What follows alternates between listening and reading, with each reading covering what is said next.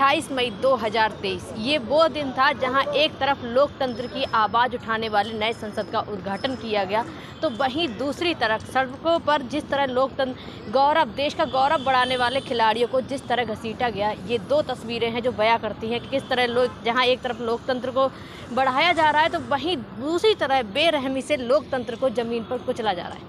हम आपको बता दें, जो कल की तस्वीरें थी, जिस तरह खिलाड़ियों को बोरे के भाव या फिर कहें कि जिस तरह से उनका दिल्ली पुलिस के साथ रस्सा कस्सी हुई है, उसके बाद खिलाड़ियों को डिटेन कर लिया गया, उनको जेल में रात तक रखा गया, उसका छोड़ा गया। लेकिन अगर बात करें तो लोकतंत्र की जहां बात की जाती है, कल लोकतंत्र की एक नई संसद मिली है देश को, जिसकी बहुत तारीफ हुई, चर्चा हुई। जहां एक तरफ प्रधानमंत्री नरेंद्र मोदी की एक तस्वीर थी, वो काफ़ी वायरल हो रही थी, जहां वो सिंगोल के सामने नतमस्तक थे। लेकिन वहीं दूसरी तरफ एक और तस्वीर थी जो लोगों के मन को झकझोर के रख देने वाली थी। वो तस्वीर थी जिस तरह से विनेश फोगाट और संगीता फोगाट तिरंगे को लेकर ज़मीन पर घसीटती नजर आई थी। लेकिन बात करें तो क्या ये तानाशाही नहीं कही जाएगी? क्या ये पूरी तरह से इसको लोकतंत्र के अंदर सही ठहरा सकते हैं? ये वही जंतर मंतर है जहां पहले धरने लगातार चलते रहते थे, लेकिन कल के बाद से जिस तरह से खिलाड़ियों को डिटेन किया गया है, उनका जो सामान था वो पूरा हटा दिया गया, उनका टेंट वगैरह जो है उखाड़ कर फेंक दिया गया है। और ये देखिए, जो पुलिस की बैरिकेडिंग लगा दी गई है, यहाँ पर जंतर मंतर को आज किसी को भी जाने की परमिशन नहीं है। यहाँ पर देखिए धारा 144 जो है वो लागू कर दी गई है, कोई भी जंतर मंतर पर नहीं जा सकता है। लेकिन ये वही जंतर मंतर है जो धरने के लिए प्रसिद्ध था, ये वही जंतर मंतर है जो धरने के लिए जाना जाता है। अगर बात करें तो कल जहां हर कोई नई संसद को देखकर खुश हो रहा था, वहीं दूसरी तरफ किस तरह देश की बेटियां संघर्ष करती नजर आईं, किस तरह दिल्ली पुलिस ने उनको ज़बरदस्ती खींचातानी की, उनके साथ जिस तरह उनको डिटेन किया है, उनकी आवाज़ को नहीं उठाने दिया गया, ये काफ़ी निंदनीय नज़र आ रहा है। कुछ दिनों पहले आपने देखा होगा जिस तरह से राजनीतिक पार्टियां लगातार उनका जमावड़ा लगाओ, चाहे फिर वो अरविंद केजरीवाल हों या फिर सत्यपाल मलिक हों या फिर प्रियंका गांधी वाड्रा हों या फिर चंद्रशेखर आज़ाद हों या फिर हरीश रावत, जो भी विपक्षी पार्टियां हैं वो लगातार यहां आती रही, बेटियों का समर्थन देती रही। लेकिन एक बात कहें कि कल वो राजनीतिक पार्टियां कहीं भी नज़र नहीं आई, फिर चाहे वो अरविंद केजरीवाल हों या फिर वो प्रियंका गांधी हों या फिर हरीश रावत हों। आखिर कहाँ गई ये राजनीतिक पार्टियां जो लगातार बेटियों के समर्थन में आकर चिल्ला रही थीं, या फिर कहें तो ये बेटियों के जो समर्थन की जो आग लगी थी उसमें अपनी रोटियाँ सेकने आए थे? आखिर नेताओं की बात करें तो ये मौका जो होता है उसमें अवसर तो ढूंढ ही लेते हैं।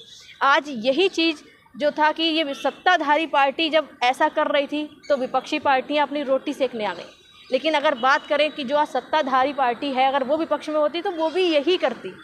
पार्टियों का कुछ नहीं है। लेकिन कल जब जिस तरह से बेटियां संघर्ष कर रही थी, आखिर क्यों अरविंद केजरीवाल बेटियों के समर्थन में नहीं उतरे? आखिर क्यों प्रियंका गांधी बेटियों के समर्थन में नहीं दिखाई पड़ी? बात करें तो खैर आज़ाद भी यहाँ नहीं पहुँचे, बेटियां संघर्ष करती रहीं और उनको यहाँ से हटा दिया गया।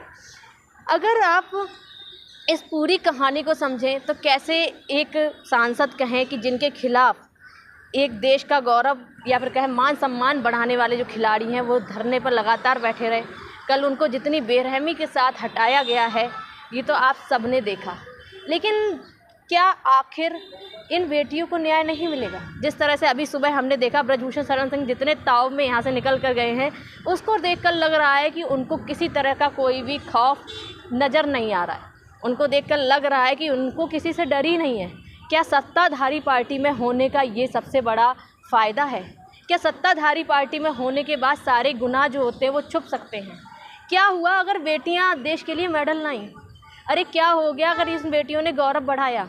ये वही बेटियां हैं, जब ये देश के लिए मेडल लाई थी तो सब इनकी तारीफ में उतर रहे थे। कहें प्रधानमंत्री नरेंद्र मोदी ने इनके लिए एक भोज की भी तैयारी की थी। अब बात करें तो इन बेटियों के सम्मान के लिए जो स्मृति ईरानी रोडों पर उतर जाती थी लड़कियों के लिए, वो स्मृति ईरानी आज चुप बैठी हैं। बात करें तो ये बजरंग दल वाले जो बेटियों के सम्मान के लिए हनुमान चालीसा रास्ते रास्ते गाते घूमते थे, वो बजरंग दल वाले आज कहीं दिखाई ही नहीं दे रहे। अगर बात करें तो जिस तरह से ये राजनीतिक पार्टियां हों या फिर कहें दिल्ली के कपिल मिश्रा हों, जो बेटियों के सम्मान की बात करते हैं, रोडों पे हमेशा एक्टिव नज़र आए, कल वो भी नज़र नहीं आए। या फिर किसी की भी बात कर लो तो बेटियों के समर्थन में कोई नहीं उतरा। आखिर क्यों? ब्रजभूषण शरण सिंह की ताकत इतनी ज़्यादा बढ़ गई है कि कोई उनके खिलाफ बोलना नहीं चाहता, या फिर सब जानते हुए भी क्या ये दिन आने वाला होगा जब भी 28 मई 2023 को याद किया जाएगा, नई संसद का जिक्र होगा।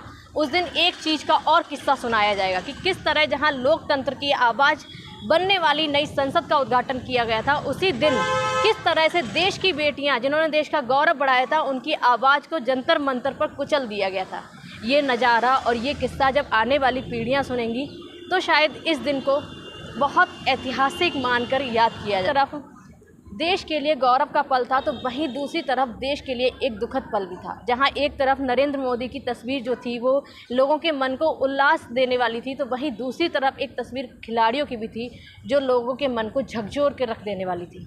आखिर दोनों तस्वीरों का कंपेयर करें तो आप इस पूरी कहानी को समझ सकते हैं, कैसे एक तरफ लोकतंत्र को बढ़ावा दिया जा रहा था तो वहीं दूसरी तरफ तानाशाही के चलते लोकतंत्र को कुचला जा रहा था। आखिर ये वही जंतर मंतर है जहां से खिलाड़ियों ने अपना धरना शुरू किया, लेकिन अभी उनको हटा दिया गया है। धारा 144 भी लगा दी गई। अभी खिलाड़ियों का कुछ भी पता नहीं वो कहाँ गए हैं।